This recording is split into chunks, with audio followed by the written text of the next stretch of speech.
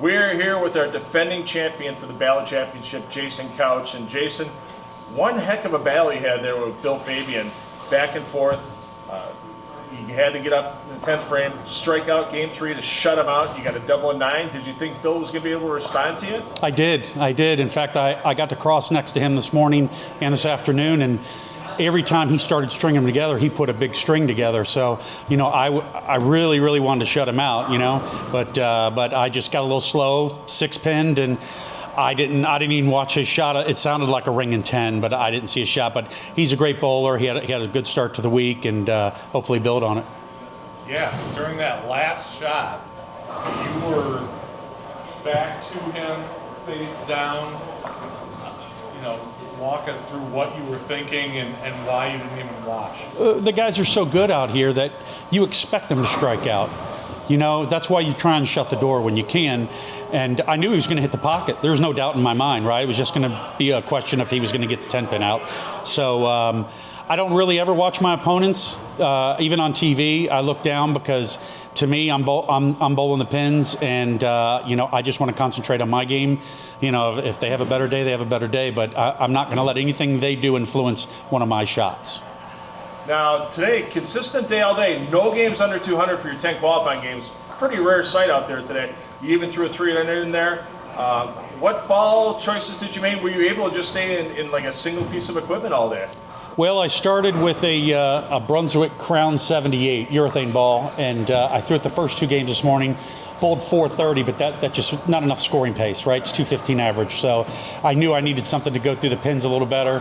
Switched to the black hammer and bowled 300 that game by switching. I threw it on the fill the game before, and then I literally stuck with that ball the rest of the day. I didn't watch the 12th shot in your 300, but I heard you crossed over. I did cross over. It was probably the worst shot of the day. I threw it slow. I got it in. You can't do both. It's like a double cross in golf. You can't do it, right? So I knew it off my hand, I really focused tonight, like no more bad ones. Just keep throwing good shots and just build momentum. If you get it going, Phil will tell you, he's seen me bowl a long time. Once I get striking, I can throw a lot of them. Now let's look forward to Saturday. TV, first time in a long time for you. We don't know where you're at on the show because when we're talking right now, there's still a match going on with Mika and JJ. Right. So you could be in the opening match, or you may only need one win to win the title. Right. Does that change your outlook for Saturday? Not at all. Okay. Not at all. I felt pretty good on the moves I made on the lanes. I wasn't sure tonight because it's the first time that I've bowled on the same pair for 3 consecutive games. I had to follow my own traffic, right? So I had to make adjustments with speeds and hand positions a little bit, but it seemed fine. So if I've got to bowl 2 games on the TV show, I bowl 2 games. It is what it is. From an outsider's perspective, your game looks just like I remember the guy winning the TOC all those times. Tell us what it's like to be that guy now, and what the competitive spirit is like in this arena versus the kids' tour. We're certainly a little more laid back out here. I can tell you that I use quality practice today compared to years ago. It was quantity practice, repetition, getting things fine-tuned. I can't bowl as much as I used to anymore. 4 surgeries later on my knees, it just doesn't bend like it used to, right? So just more quality practice. It's certainly more cutthroat on the PBA tour. Most of the guys out here, they're doing it for enjoyment. They're doing it to have a competitive edge. But it's like, we're rooting on the guys bowling next to us. We want to see our friends bowl good. I can see why it wouldn't be that way on the regular tour because it is very cutthroat. They're trying to make a living. One of those friends of yours was here today, Parker. What kind of conversations do you guys have in advance of this and maybe within the tournament? Oh, we talk quite a bit while we're bowling. If he sees something that I may not see on my game, like the first 2 games, I threw the other ball that was a little earlier, but it was too early, so it wouldn't go through the pins. As soon as I switch balls, he says, "Yeah, I was going to tell you to switch balls, right?" So he's always there, always gives me advice. Unfortunately, we weren't real close that we could just talk every game, but everybody gets along out here. I had John Burkett on my team, or on my pair today. Me and Berkey are buddies, and we can talk the whole time and keep it casual and keep us relaxed. get some rest, man. It's not even 12 hours. We're going to get back here tomorrow for another pattern championship with the Monticelli. So Don't remind me, Phil. we're all going to be back here with you 9 a.m. tomorrow morning. Go get some rest. Good luck to you on Saturday as well. Yes, sir. Thank you, guys. Thanks, Jason. And we're here with John Janawicz. He's going to be in our opening match on Saturday for the Ballard Championship on CBS Sports Network. And JJ, boy, I'll tell you what, started off pretty good today. You got your PBA50 Player of the Year award again, Yeah. and then you top it off tonight by not only taking out another PBA50 champion from last year's World Series of Bowling, Mika Koivuniemen. You got to come back tomorrow and defend the title at the Monticelli. It's been a big day for you. How'd you get through that match with Mika? You just like anything, with all the hand problems I've had here. I mean, you just try to deal with what you have. You have to throw it the way that your body will allow you to throw it, and then you just try to do your best you can to adjust hand position, put the right ball in your hand, and just try to make good shots. And fortunately, I mean, I made enough good shots. I mean, Mika bowled a better game than I did. I just one of those deals. I just fell into it, and one of those things. I mean, when you get these match play best 3 out of 5. I mean, you just one guy can get lined up, and you just go from there. When you hit that last strike, the second ball in the 10th to shut him out. Yep. I mean, it was 10 back. You took a long, hard look, walked backward, didn't really turn, and then just kind of looked at your hand. I know you're dealing with some problems there, but what were your thoughts in that moment? I mean, just I really wasn't paying too close to the score. I just knew that I think it was close enough where you kind of need the second one in the 10th where you just I wasn't looking that close. I didn't know the exact score, but I was just like, well, I know I just need to make a good shot here, and got it wide. But fortunately, I mean, had my feet in the right spot and had the right color in my hand, so that kind of made me look a lot better than it really was. But that's a part of the game. I mean, it's just you bowl enough of these, and it goes the other way just as easily. So you just you take these victories when you can, and you just try to be better tomorrow. It seemed all day today between the 10 games of qualifying and then your match against Mika that you really didn't get fooled by any transition out there. Was there a minimal amount of transition on this Ballard pattern? Because you seem to be pretty consistent whenever I had a chance to get down and watch you bowl.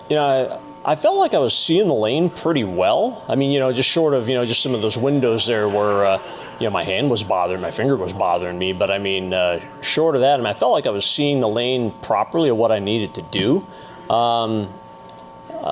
Just one of those things where you just have to, just try to stay on top of transition, especially when scores are higher like this. You can't just sit around and, just keep, shooting 190 or okay, I'm not striking enough. Okay, you have to be aggressive, and with ball changes, you have to be aggressive with moves and changing angles to try to be able to strike. Because, when you need 300 something over for 10, I mean, there's not a lot of room to be shooting 190 in 2-0 games. So I just, try to do my best to be aggressive and, like I said, stay on top of the transition more than anything. And fortunately, I had just enough to get there. You know this pattern. Everybody, I'm sure, sees the graph.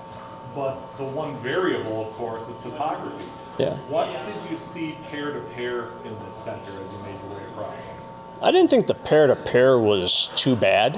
I mean, I think when you're dealing with the shorter patterns like this and a lot of guys throwing urethane, I think that I can't really blame that on topography because, with urethane pushing the oil down a little bit more, you've got a lot of different science experiments going across the center there. So I think, and some of them don't look as good as others, and you find that out. So probably, as we get into the medium and the longer patterns, I'll probably see a better picture. But I mean, I didn't really move a whole lot, but I think also that was kind of part of the equipment choices too, where I mean, one of the good things about urethane is, I mean, it doesn't magnify the pair-to-pair and the lane-to-lane as much, which, sometimes you sacrifice a little bit of pin carry, but, being able to just go to the next pair and maybe go 4-pin, light 7-pin as opposed to 2, 8, 10, 5 from the middle, there's something to be said about that. So, that's kind of was a little bit more of the strategy, especially early on with me using urethane.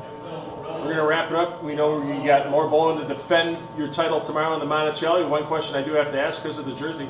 Favorite flavor, or you treat yourself to it before we see you on Saturday at the CBS Sports Network? I don't know. I might. But, I mean, anything chocolate mousse is, I'll always sign up for that program every time. So, that's probably the best one. Yeah, this was a Jeannie Franklin original from Chameleon Sportswear. So, I got to thank her for that one. Definitely the soft serve definitely put me over the top today. Well, JJ, thanks a lot. We'll see you Saturday afternoon on CBS Sports Network. Great. Thanks for having me. Awesome. Mm-hmm. We're here with the number 5 seed coming out of Canada, Bill Rowe. And Bill, wow, what a match against Brad Angelo in the round of 6. You come out of the gates, 299, near perfection. Next game, 266. I'm like watching you going, okay, this is done in 3. And all of a sudden, the right lane on your pair, game 3, got a little tricky on you. You had back-to-back 2-8-10s. What kind of adjustments did you make to overcome that, get out of game 3 when you knew it was kind of a lost cause, and lock it up in game 4? Well, I actually was a little tricked. I thought I threw him pretty good. Jeff come over and talked to me and said he thought the ball hooked a little bit early. I didn't really see that, but it kind of lost it down lane. Okay. So I took his advice. Jeff's a really smart guy, and we work well together. So I made a little move left, and then softened up the speed a little bit, tried to get a little more shape. And as long as I didn't get aggressive, it was good. What did you see in the beginning of this match with Brad that really, kind of led to these big scores that you guys started out with? To be honest, after practice, I didn't think I had that in me at all. I honestly didn't. I had a good look with that ball this morning, and the night block, it wasn't there at all. I just don't think I had enough surface on the ball in hindsight, but I really struggled tonight. I had to do a couple other different things just to stay in. And then we hit that ball, the hammer NU 2-0 with a bunch of surface, and that look came back again. Now, all the international experience you have bowling for Canada, representing your country, I'd find it hard to believe, but is this your first national television appearance? As far as PBA is considered? Yeah. 100%, yeah. Okay. Yeah.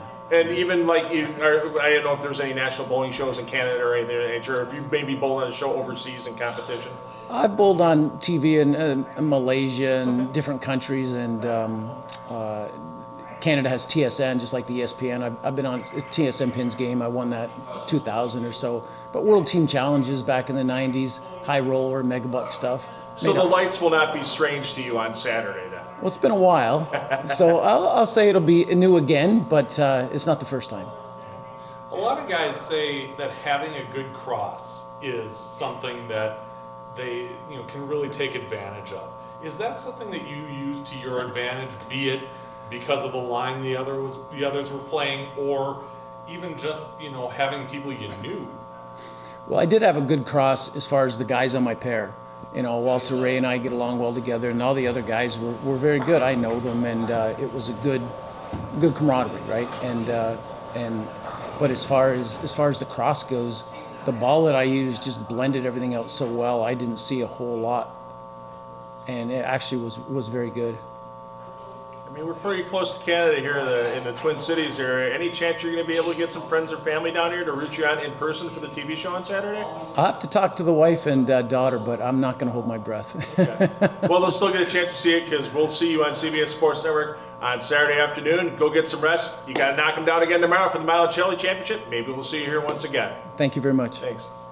Thank you for watching Bowling with the Pfeff. Pound the like button and subscribe button. It's the easiest way to support the channel, and it's free. Bowling with the Pfeff is brought to you by Chip Magnet. Raise your snack standards. Bullwinkle's in Eau Claire, Wisconsin, the official bowling center of Bowling with the Pfeff. Jerry's Score More Pro Shop, the Eau Claire area's leader in bowling products and services since 1988, and Visionary Video Hub, video with impact. Email bowlingwiththepfeff@yahoo.com with questions or to appear on the show. You can also reach out on your favorite social media platform